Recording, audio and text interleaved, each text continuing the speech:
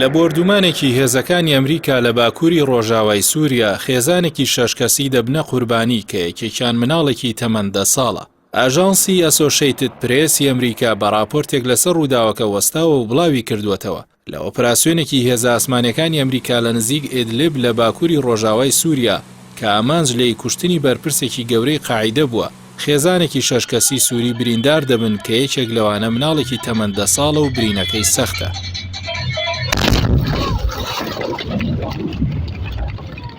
بەپێی راپۆرتی ئاژانسە ئەمریکیەکە فڕۆکەیەکی بێفڕۆکەوانی ئەمریکی ماتۆرسکیلێکی لە ڕێگای سەرەکی نزیک لە ئیدلیب کردووەتە ئامانج. لە کاتی ئەنجامدانی هێرشەکەشیدا ئۆتۆمبیلی ئەو خێزانە سووریە نزیک لە ماتۆرسکیلەکە بوون و بەر هێرشەکە کەوتون. ئەسۆشیتد پرێس ئاشکرای کردووە لەو بۆردومانەدا ئەحمەد قاسمی تەمەن 52 ساڵ خۆی و 5 ئەندامی خێزانەکەی لە هێرشەکەدا بەرکەوتون و بریندار بوون. بە جۆرێک 2 کچی و 2 کوڕی و خێزانەکەی بریندار بوون و یەکێک لە کوڕەکانی کە تەمەن 10 ساڵە پارچە بەرسەری کەوتووە و برینەکەی سەختە. ئاژانسە ئەمریکیەکە بڵاوی کردووەتەوە فڕۆکە بێفڕۆکەوانە ئەمریکیەکە کاتی هێرشەکەی ئەنجامداوە کە ئۆتۆمبیلەکەی ئەحمەد زۆر نزیک بووە لەو ماتۆرسکیلەی کە بە ئامانج گیراوە. بە جۆرێک کە ئەحمەد قاسم کە شۆفێری ئۆتۆمبیلەکە بووە ویستوێتی ماتۆرسکیلەکە تێپەڕێنێت و پێشی بکەوێت. لەو کاتەدا موشک لە فڕۆکەکە و ئاراستەی ماتۆرسکیلەکە کرا کە ئەندامێکی پێشووی گروپی حراسە دینی لێکنرا و بە قاعیدەوە شۆفێری بووە و پرۆسەکە بۆ بە ئامانجگرتنی ئەو بووە. ئەحمەد قاسم قسەی بۆ ئاژانسی ئەسۆشیتد پرێس کردووە و ڕایگەاندووە تا کەمێک پێش هێرشەکەی بیرە کە بەنیاز بۆ ماتۆرسکیلێک تێپەڕێنێت. دواتر هیچی بیر نییە و لە نەخۆشخانە خۆی بینیوەتەوە کە پاش هێرشەکە خەڵکی نزیکی ناوچەکە بەهانایانەوە چوون و گەیاندویانەتە نەخۆشخانە. لە ڕووداوەکەدا ئەحمەد قاسمی تەمەن 52 ساڵ باڵی ڕاستی و لاقێکی بریندار بووە. هاوکات زەبر بەرسەری کەوتووە پزیشکێکیش پێی ڕاگەیاندووە کە بە بەردەوامی تووشی ئاستەنگ دەبێت لە جوڵاندنی باڵیدا.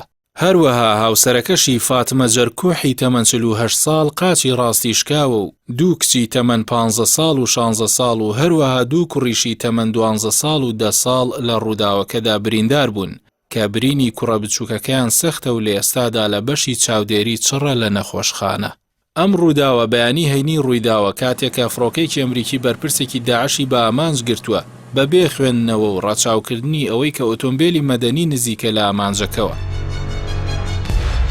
هاوکات ڕوانگەی سووری بۆ مافەکانی مرۆڤ ڕایگەاندووە بەیانی هەینی هێزی ئاسمانی ئەمریکا لە ڕێگەی فڕۆکەیەکی بێفڕۆکەوانەوە لە باشووری ئیدلیب بەرپرسێکی قاعیدەی بە 3 موشک بە ئامانج گرتووە. هەروەها سوپای ئەمریکا ئەنجامدانی ئۆپەراسیۆنە سەربازەکەی پشتڕاست کردەوە و ڕایگەاند بەیانی هەینی بە فڕۆکەی بێفڕۆکەوانی جۆری MQ9 لە باشووری ئیدلیب بەرپرسێکی گەورە و پلانداڕێژەری قاعیدە بە ئامانج گیراوە. سوپای ئەمریکا ئاماژەی بۆ ئەوەش کردووە لێکۆڵینەوە سەرەتایەکانمان دەڵێن کە لە میانەی ئۆپەراسیۆنەکەدا خەڵکی مەدەنی بەرکەوتون. ئێمە بە دوواداچوونی ورد بۆ ئەوە دەکەین. ئەمە لە کاتێکدا کە لە مانگی 3 ساڵی 2019دا هەر لە سووریا لە میانەی ئۆپەراسیۆنێکی سەربازی سوپای ئەمریکا دژ بە داعش لە گوندی باغوز 45 ژن و مناڵ کوژران.